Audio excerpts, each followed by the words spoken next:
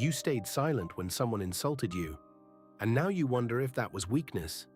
The voice in your head keeps replaying the moment, telling you that you should have fought back, that you should have defended yourself. But what if silence was not surrender? What if the ancient Romans understood something about power that we have forgotten? That true strength is not found in every battle you fight, but in the ones you refuse to enter. Marcus Aurelius knew this tension intimately. He was the most powerful man in the world, emperor of Rome, commander of legions. He could have crushed anyone who spoke against him with a single word. And yet, in his private writings, in the meditations he never intended anyone to read, he reminded himself again and again about the power of restraint, about choosing silence when the world demanded noise. He was not alone in this wisdom. Epictetus, who began his life as a slave, who had no power at all in the traditional sense, taught that silence was a form of freedom. And Seneca, advisor to emperors, spent years observing how words could destroy lives, how silence could save them. These three men, from completely different stations in life, all arrived at the same truth. That silence is not weakness. It is one of the most powerful tools a human being can master. But we need to understand what Stoic silence actually is. Because it is not passivity, it is not letting people walk over you, it is not the silence of someone who is afraid to speak. Stoic silence is something far more intentional. It is the discipline of choosing not to react when every fiber of your being wants to. It is the practice of pausing before you respond, of asking yourself whether your words will improve the situation or simply feed your ego. Marcus Aurelius wrote this in his Meditations. If it is not right, do not do it. If it is not true, do not say it. Read that again. If it is not true, do not say it. Not if it makes you feel better, not if it puts someone in their place. If it is not true, and even if it is true, if it is not right to say it, if it will not help, then silence is the answer. This is the foundation of the Stoic art of silence. Every word you speak should pass through these two filters. Is it true? Is it necessary? And if the answer to either question is no, then you stay silent. You save your energy. You protect your peace. You refuse to let someone else's chaos pull you into disorder. Epictetus taught his students that we have 2 ears and 1 mouth for a reason. We should listen twice as much as we speak. He told them that when someone insults you, when someone tries to provoke you, your reaction is entirely within your control. The insult itself has no power. It is just sound, just air moving through space. The only way it can hurt you is if you pick it up and carry it with you. If you respond, if you defend, if you argue, you are choosing to carry that weight. But here is where it gets difficult, because silence feels like losing. We live in a culture that glorifies the comeback, the witty response, the person who always has the last word. We scroll through social media and see people celebrated for destroying someone with a clever reply. We watch movies where the hero always has the perfect line at the perfect moment. And so when we stay silent, when we walk away from an argument we could have won, it feels like failure. This is the trap, because silence is not about winning or losing. It is about something deeper. It is about understanding that not every battle deserves your presence, that some fights are designed to drain you, to pull you down to someone else's level, to waste the limited time and energy you have in this life. Seneca put it this way: the best revenge is not to be like that, not to become the person who wounded you, not to let their chaos infect your peace. So how do you actually practice this? How do you build this discipline in a world that rewards noise? The Stoics had specific techniques, and they work just as well today as they did 2,000 years ago. First, the pause. When someone says something that triggers you, when you feel that heat rising in your chest, when the words are already forming on your tongue, pause. Just 3 seconds. Count to 3 before you respond. In those 3 seconds, ask yourself Marcus Aurelius's questions. Is what I am about to say true? Is it necessary?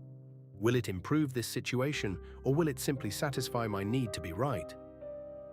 Most of the time, you will realize that your response is not necessary. That silence is the wiser choice, and in that moment you have won. Not the argument, something better. You have won control over yourself. Second, the evening reflection.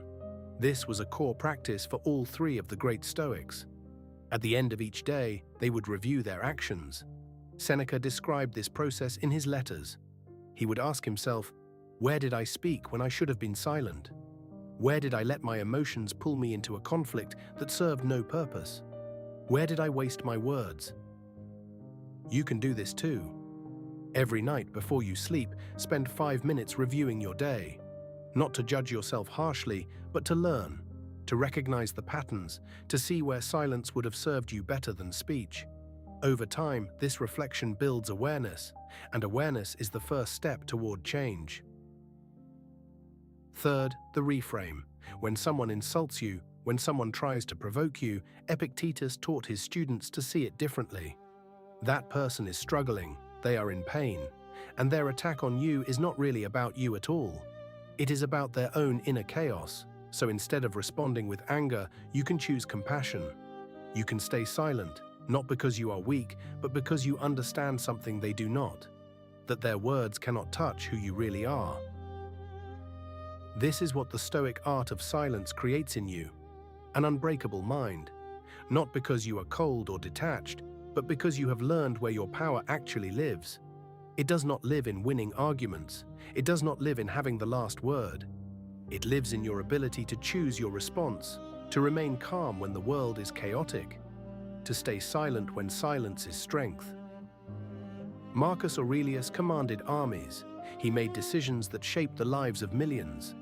And yet, he wrote in his private journal, "You have power over your mind, not outside events. Realize this, and you will find strength." This is the transformation. When you master silence, you stop needing to control what other people say or think about you. You stop needing to correct every wrong opinion, to win every argument, to prove yourself in every conversation. You become free. Free from the exhausting need to defend yourself constantly. Free from the anxiety of wondering what people think. Free from the trap of letting someone else's words determine your emotional state.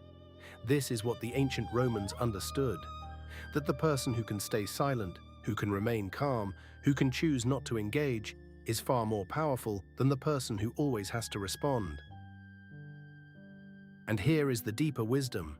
Life is short. Seneca reminded his students of this constantly. You do not have unlimited time. You do not have unlimited energy. Every moment you spend arguing with someone who will never change their mind, every moment you spend defending yourself to people who have already decided what they think, is a moment stolen from the things that actually matter, from your growth, from your peace, from the people who genuinely love and respect you. Memento Mori, remember that you will die.